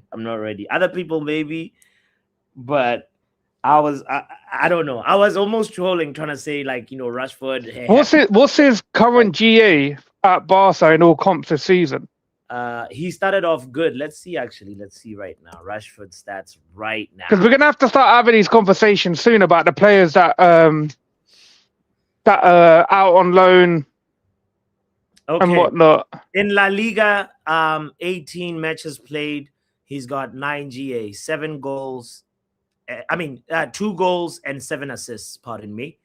And in the Champions League, he's got 4 goals, 2 assists. So actually, a goal tally of 6 goals in all comps and 9 assists in all comps. That's so what's that in total? That's 15 GA, right? In all comps? Yeah. La Liga and in and we're halfway in the season. Yeah. Oh, look at that! Throw in a Copa del Rey goal in there. Okay, so he's actually, yeah. What do you think? What do you think? Look at this. Look at this. Let me share this so that I'm not just spewing facts, spewing They're things. saying he's got 18 in all comps. Look at this. Look at this. Whoa. Yeah, 18 in all comps. So 11 assists, 7 goals out of 25 games. Yeah, just might be one to keep an eye on. I think it's certainly better than Cunha.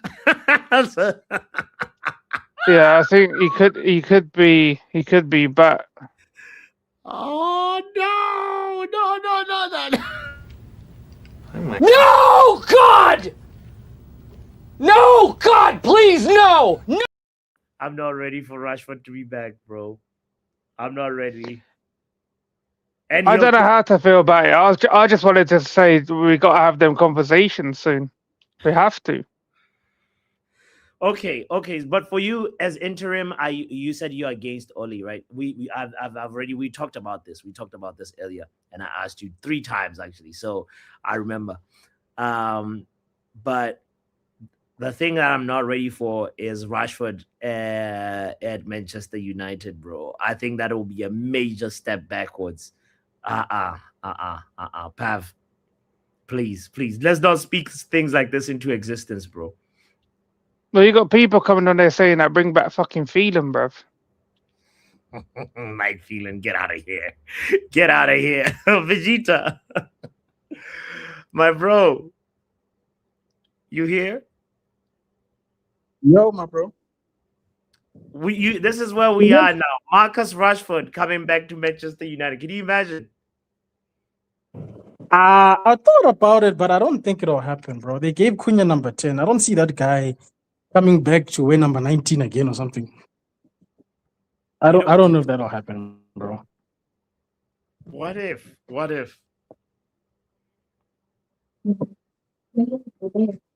Oli comes in, he gives a feel-good factor. We're sort of all of a sudden, winning 4 games in a row. We're undefeated in 7 or 8 games. Marcus Rashford, come on, man. Like, a happy Rashford is a goal-scoring Rashford. No, bro.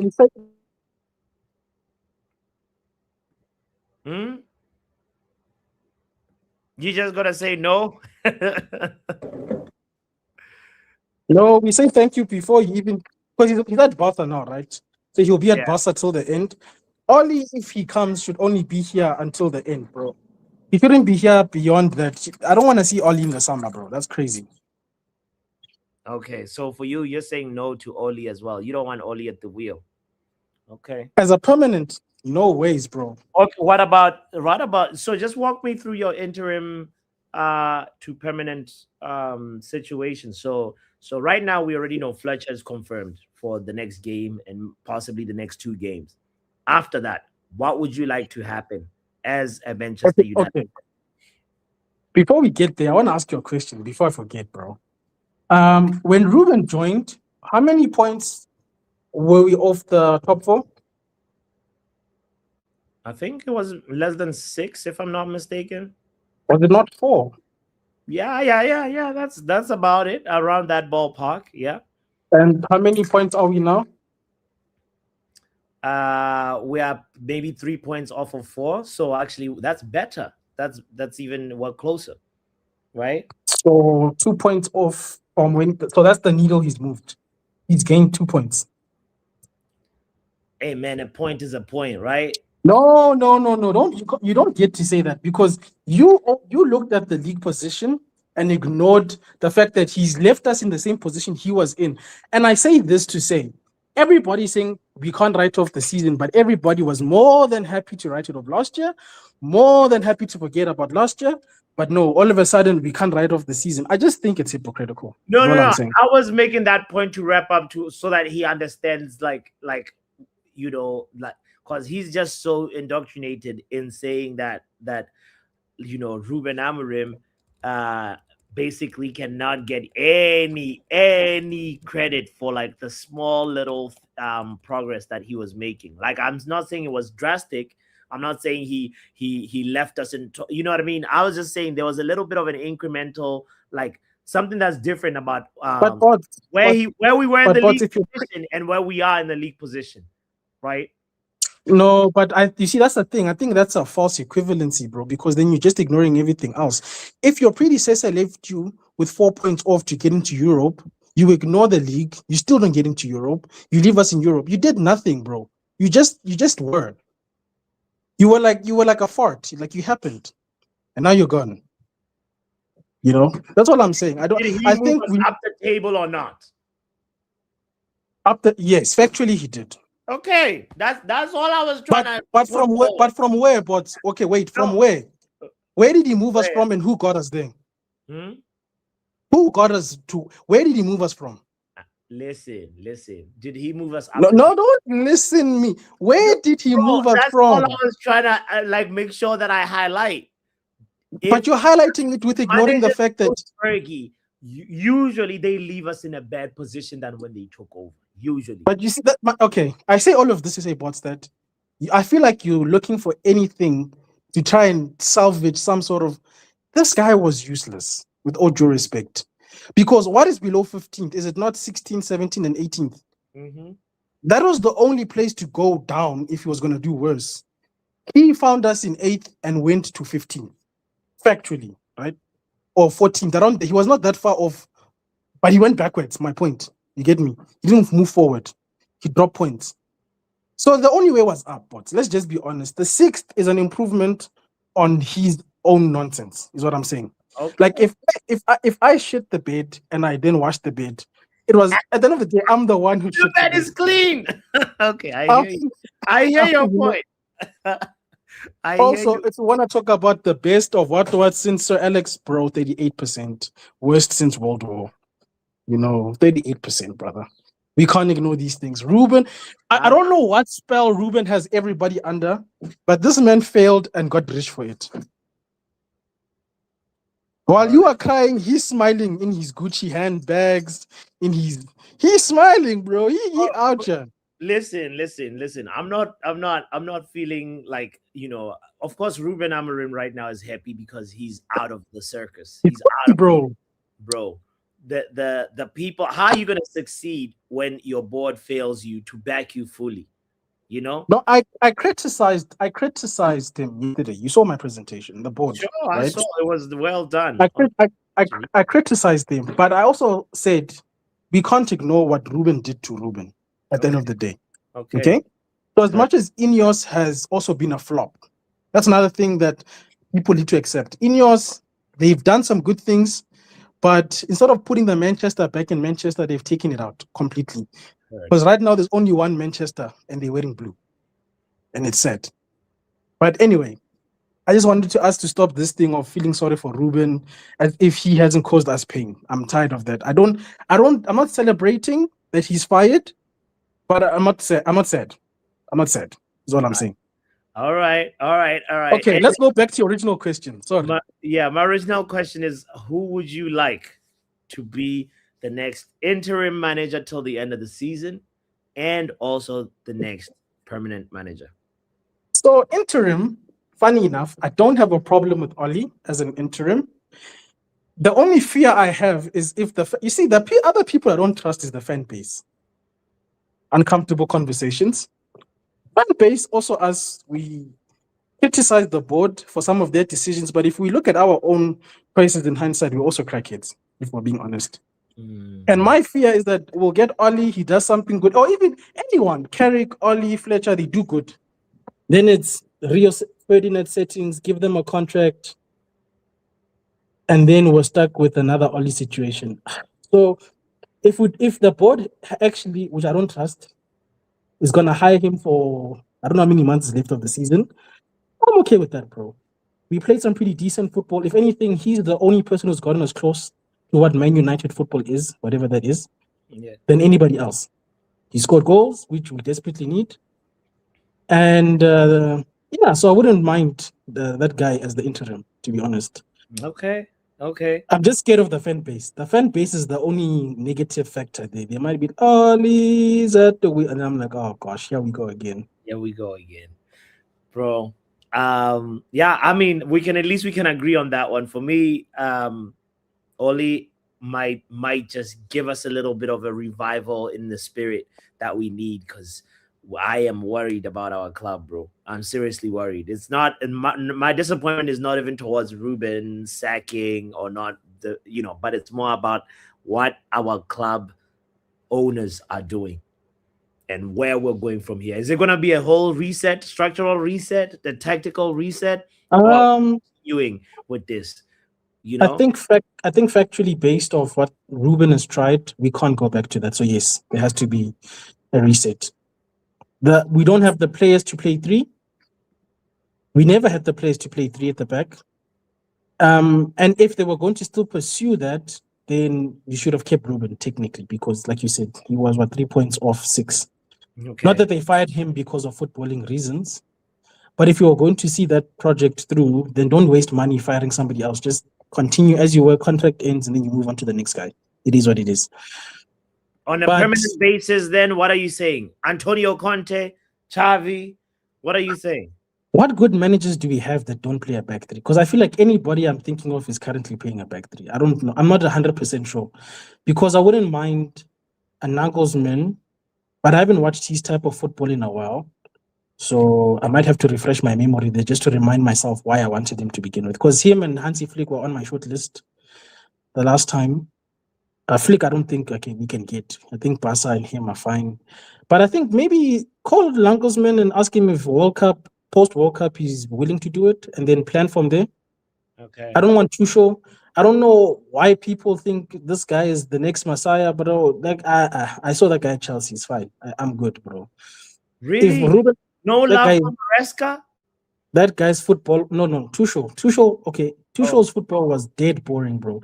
Maresca, I don't trust him. He just feels like he's going to be, what do you call people? Intern. He's going to be an intern, just like Ruben. Ruben just feels interning. Like they were learning on the job. I don't want that. I don't want learning on the job, personally. Okay. I don't want people who are like, oh, I'm learning my lessons. It's like, no. Especially after 13 months. No. You didn't learn your lesson, clearly. Hey. So now Julian, I think he said, Vegeta said, nobody that's here to learn lessons. We want instant results.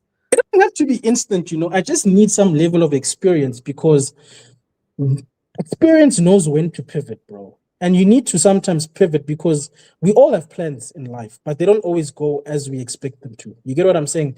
Even me as a parent, I might have plans for my kids, but if something derails the plan, it shouldn't be the end of the road for whatever plan I had for my kid. I just need to pivot. And I just feel like a novice sometimes is too stubborn, just like a child. A child sometimes can be stubborn because they lack the experience that life always gives you. Damn. Spoken like a true parent. Vegeta is going to be he's a good parent already. Yeah. What a bomba from Vegeta. Sometimes in life you have a plan, but then you got to be able to pivot. And that seems like a lesson that he's learned and extrapolated from this situation. I want to know what your thoughts. Big up to Matt, by the way, who became a member. Doctor as well became a member. I guess he's been a member, but Matt, big up yourself. Shout out to you, KP. I appreciate you, man. I missed you. I missed the space. I missed these conversations, and I'm so happy to be back here. And let's quickly go to Young Bill, see if he's ready, and end the show with Professor. Young Bill, you good? You here? For me, any professor switch? Okay. Well, congratulations, Professor Omosolo in Nigeria, who just got married. Big up, Professor.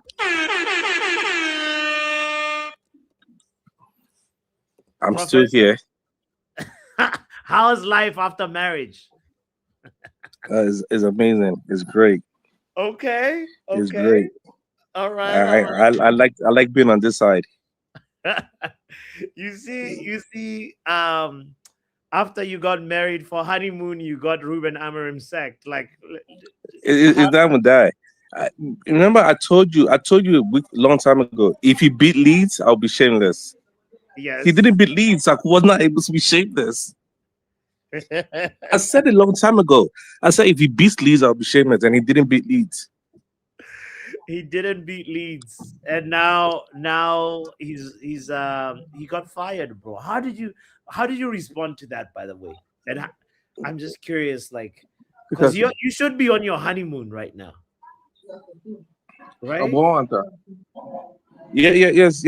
As in, this was bound to happen. Okay? But go on that. This was bound to happen because it's like when they say it was sack, I'm like, okay, this was about to happen because the result wasn't leading towards. It wasn't. It hasn't been good. It was not a good tenure. People might say high XG, ABC, like cool. You might say all that and stuff, but in the footballing world, it doesn't correlate because he had the worst record ever as a Manchester United manager ever.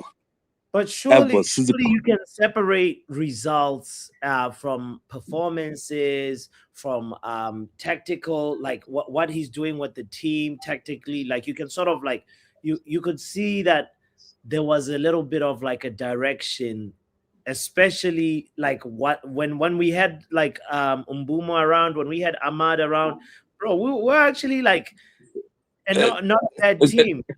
And right now. His team, see, I agree with you, but his team needs to be perfect. One mishap, everything crumbles. Everything. He needs a perfect 11. Do you see that? Do you see that Athletic report? Wilcox didn't want him. Dan Ashworth that they fired, the DOF didn't want him because he was a back three manager. Those who didn't want him, Barada pushed for him. Boom, they signed Barada. Dan Ashworth got sacked. Now more information come like, yo, Wilcox didn't really want him. Just went ahead with like, all right, cool, go ahead, because that's what you want. I will work in the background. And Wilcox like, yo, bro, adapt. And this man's like, no, I'm not changing. So it's like Wilcox, okay, cool, go ahead, do whatever you want to do. And now he has come to this fold to where we are right now. As in, now, not that I'm gonna sacked, brother needs to get sacked. Because you're the one that appointed this man. This man had never been from Man City. He's been a financial. Yes. His whole career has been financial. Now he's hired a manager. He got the wrong one. You gotta be sacked. Now I agree with that point of view. Now I gotta ask you about the interim manager. Are you saying Ole Gunnar's interested? By the way, Ole Gunnar Solskjær is interested in coming back on an interim basis as while we search for a permanent manager. How are you? Listen, the way we are, the permanent manager needs to be in the summer. Okay. And let me know why. World Cup season. Let them finish the World Cup. They named the Tuchel. I'm hearing Tuchel. I'm hearing De Zerbi. I'm hearing Nagelsmann. I'm hearing Glasner. I'm hearing Emery. Also Adriano Raula. Those are the names before Amorim. Before Amorim came to the job, before they forced his hand, because again, he was doing well in Sporting. They say, come now, and they dragged him out. So that's what it comes up to. And so those got to come in the summer. But right now, just going to interim, finish the season off. Get Fletcher, feel good moments, finish the season, summer, get a permanent manager. Okay. And now we job for the boys, because interim, if you want to finish up the season and become a permanent manager. Man, for me, you know, what if we continue with the back three and we have Antonio Conte next season? Would you be open to that? Nah. But Conte played back for Napoli and won the league. He adapts. So he can show some tactical flexibility. Like he says, I won a Premier League with a back three, but I've been playing at Napoli. So actually, he might not. No. In that one, that is just his adaptability, because that's what Wilcox was fighting Amorim for. Like, bro, adapt, please, because your perfect 3-4-3 players are not here. Just adapt to the get here. And Amorim said no. That's where this disconnect is. And in the summer, also in the reports, we wanted to sign Semedo at first, and we pivoted to Mbeumo because it was cheaper. But we paid the same amount we paid for Semedo, which was 70. We paid that for Mbeumo, same amount, 70. So that's why this summer he went to Man City. Yeah. The leg report. This is why the only report I trust that leg. I don't trust nobody else. All those the Suns, Daily Mail, Fabrizio Romano. I don't care if you're not doing the athletic proper journalism. I do not trust you. I need journalism in this world. That's when the journalist was asking like, when you gonna adapt? And whoever the Jackson was that said we're gonna adapt, and he said no comments. That's journalism right there. Journalism. Hashtag journalism. Hashtag bring journalism back. Bring proper journalism back. Stephanie says you should change your name from Omo Solo to Omo Duo because you're no more solo, sir. So. Oh yes. I will do that. Consider I'll that. do that next one. Big up, Professor. And also, like, a married Omo talks slower. I don't know if you guys have realized this. He's actually like, this is all he needed to get married. And then we could hear a calm, right? SLD. Exactly. Yo. Young Puppy, are you back, bro? Yeah, I'm here, Bursky. Yeah, let's hear your thoughts really quickly about are you against Oli at the wheel for interim or not? Personally, I wouldn't go with Ali at the wheel. Personally, I wouldn't go with him. Why? Why are you against you don't want us to feel good? I mean, it's just like if anybody would have been Ruben destroyed for me or Car, to be fair. Oh, interesting. Like for the interim right now. Okay. And then on a permanent basis at the end of the season, who would you like to see? Say that again, sorry. Who would you like to see as the permanent manager then? I don't have one in mind right now, to be honest. Okay. All right. I hear you. It should be me, if anything, at this point. At this point, bro, I think the next manager has to be the right manager. Like, so Ineos, for me, I want them to take that time and really, really, really make sure that they fully back this next manager. Because I don't know. This whole thing of like committing to a project and not seeing it through really hurts me, So yeah, facts. Yeah, it just shows that we don't really have a long-term vision. And matter of fact, when you appoint the next manager, you should be thinking about the fact that after this manager, What players he could bring with you and all of that there right, as well. Like, right.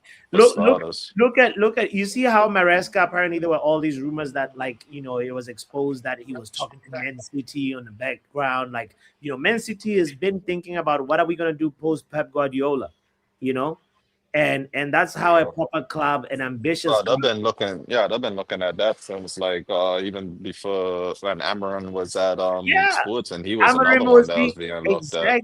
Exactly. So I just need a little bit of like ambition, from the structures above to actually show us that we are here and we have a plan. Yeah. Yeah. Anyway. Real quick, somebody wanted to say something. Was it Dr. NHS or was it Vegeta? I can't remember. Both of us. Okay. What are we going to say at the end of the show? Vegeta, you go first. No, what I was gonna say is that I'd also like Barada to get fired because my manager will also be determined by my CEO and a new sporting director, bro. Because those guys keeping their jobs is also a fallacy. Honestly, I don't trust them. Definitely needs to be. Yeah, go for it, bro. But yeah, that's what I wanted to say. I don't trust those guys. I've got a few candidates. I feel like me personally, you see Mr. Open Heart, I'd be like, yo, bro, fancy coming back? What do you want to do? Director? Who? Ralph Ragnick. He wants to bring back Ragnick. Yeah, I'm not sure if you lot have seen. I've not really checked my phone, but Johnny Evans is back as the assistant coach. He's back. Darren Fletcher. Yeah. Johnny Evans has